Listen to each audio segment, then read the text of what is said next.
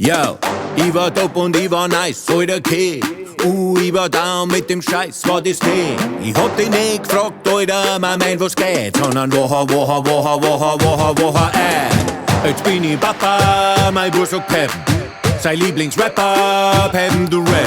Zumindest hat er das gestern noch so gesagt, aber heute am Frühstückstisch hat er Drop. Cringe Peppen ist Sauce. Digga, Sauce. Cringe Peppen ist Sauce.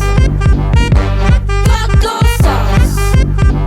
Cringe Peppen ist Sauce. Digga, Sauce. Cringe Peppen ist Sauce.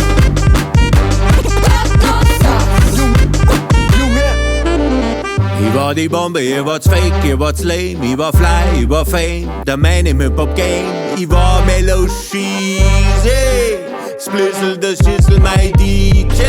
Ich war Aito an jedem Freitag, wo's fight no. Yo, low aber very cheeky shit und das heit noch. Xmotzim for life, immer Message nie breit. War die Real Mess himself, paid safe.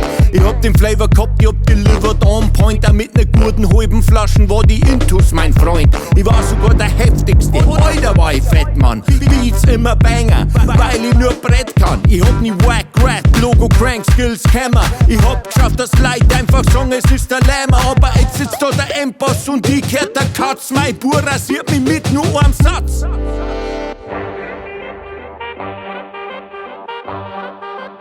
Yeah, live. Vor euch steht der leibhaftige Cringe Peppen. Und der ist